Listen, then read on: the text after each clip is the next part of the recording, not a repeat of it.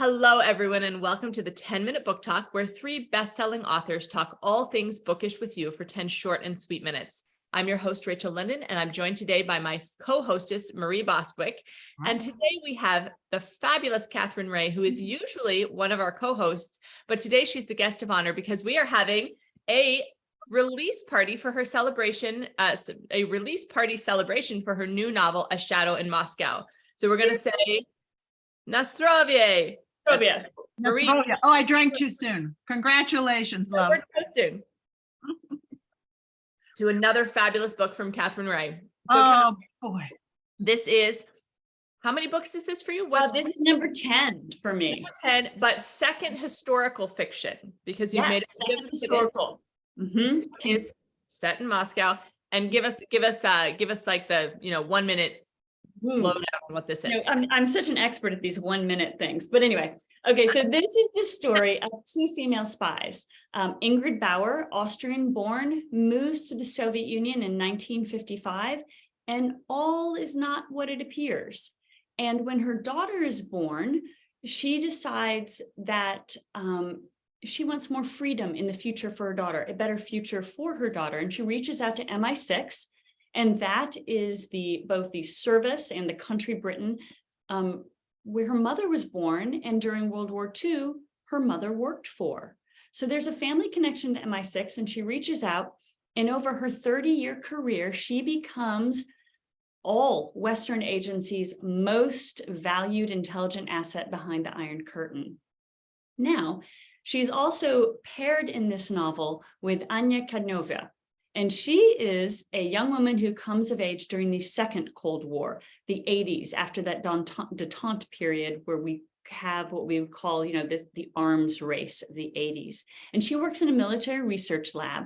And after spending her college years at Georgetown University, where she experienced freedom of discussion, thought, even movement across the United States, Russia, or the Soviet Union at the time, feels very constricting and different, and it's changed in the years she was away. But also, when the KGB kills her best friend, that's a turning point, and she reaches out to the CIA.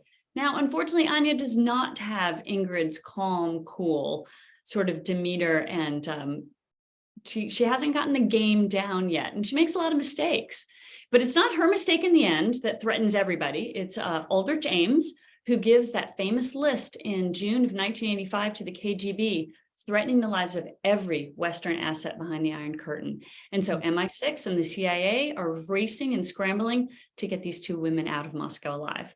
So that's a little bit about A Shadow in Moscow. And I'm so excited about this story. So thanks for spending time here with me. It's a terrific, terrific book. And I was so excited to read it and, thrilled to give an endorsement for it. And it's really such a page turner. There were so many twists and turns that I did not see coming. I mean, like jaw-dropping moments where you're going back and going, wait, no. So it's really, I cannot recommend it enough. But so for the moment, and one of the many things I loved about this book was, as I was reading, I was so struck by your sense of place.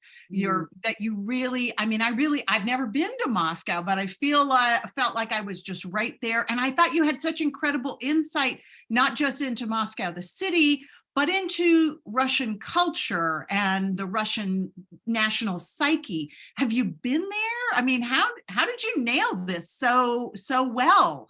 Thank you. So at the time I started writing the novel, we were in the pandemic and no one could travel. And then by the time we could travel, Russia was at war with Ukraine, and Moscow did not seem like a great place to go. So while writing the novel, I did not travel. However, I actually was in the Soviet Union in 1985, the year this story ends. And in many ways, I felt that my memories of that experience were almost more valuable than going now, because it's been 30 years since the Soviet Union fell, and everything has changed. In fact, when researching the logistics of moving the characters around Moscow, I had to make sure I was looking at old maps, because park names changed. As you know, in the Soviet Union, city names changed. But almost, well, not almost every, but so many street names changed. Government offices, intelligence services names changed. So a lot was different. So I kind of kept everything pre-85 in my research, the logistical research. But other than that, I did tons of reading, and I spoke to a few women who grew up in the Soviet Union in the 1980s. And so I got a really good idea about, their after school clubs and what those meant to them and whom they could talk to and who they felt safe talking to, because anybody could turn you in at any age for speaking against. So it was fascinating research, and I loved it. Wow. Yeah. Yeah. So I will tell you one interesting thing was Framing did a ton of research on the Cold War events, and shifting my perspective and viewing those from a Soviet point of view was really interesting. We grow up to see, okay, how did the Americans regard the Cuban Missile Crisis? Well, that would not be the same way a Soviet would regard that same event. So it was really interesting to kind of switch my perspective and think, what would they have heard, learned, and felt about those events? Fascinating. Okay, I'm just going to keep drinking my cocktail while we're talking. Party all the way through. Okay. Here we go. It's a 10-minute party today. The 10-minute party. So, Katherine, one of the things I think you are most strong in and that I love about your books is you make these amazing, strong female characters that have to learn courage and sacrifice. And they are characters that are just poignant. I'm thinking about the sisters from the Linden house. I still think about them. And you've done it again with Shadow in Moscow. You've written two very strong female characters who are having to learn tremendous courage and sacrifice. Tell me about that. Why are you drawn to these types of women?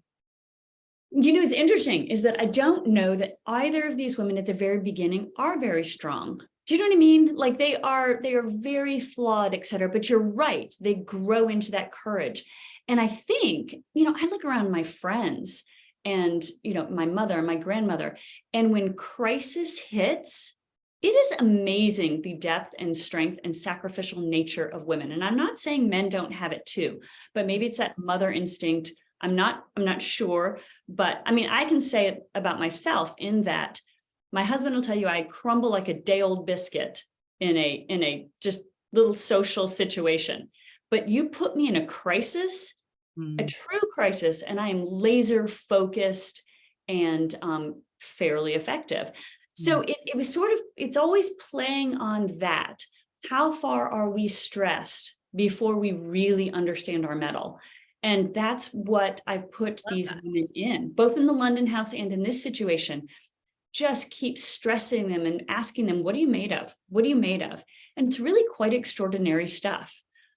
So maybe that is the basis of that. I don't know. It reminds me of that. I think it was Eleanor Roosevelt said, women are like tea bags. You never know how strong they are till you put them in hot water. So that's essentially what you're saying. There you go. Right? She said it more eloquently than I did. I like that. I like that. Eleanor Roosevelt. You're a medical staff writer. She had speech writer. So anyway, moving on. So much going on here. This is a big book in the very best sense of that word. So I want to know, what did you like most about writing this book?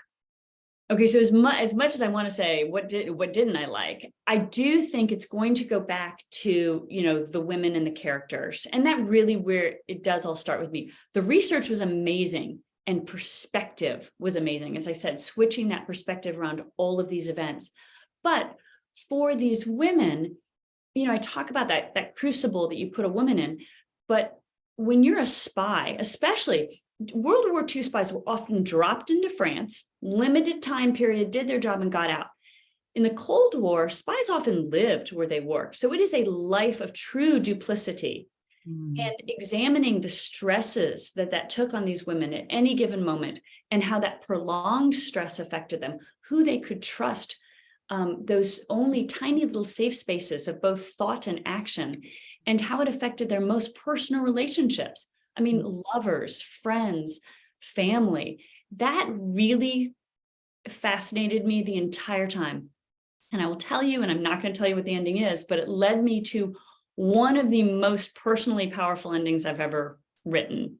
I loved that moment. I thought it brought the book together perfectly, and I had chills. And that probably was my favorite, crafting that moment. Yeah, it's a powerful book. You've done it again. It's a really powerful book. It sort of like gets you right here. And those are the best books when you walk away and you don't leave them when the cover closes. They're still right there. What do you want readers to walk away with from this story? Wow, you know what? There's a lot. Golly gee, I put a lot in that book. Yeah, I want them to have walked away with a moment of escapism. Now, am I going to say it's always easy, light escapism? No, these are spies set in the Soviet Union. It's not.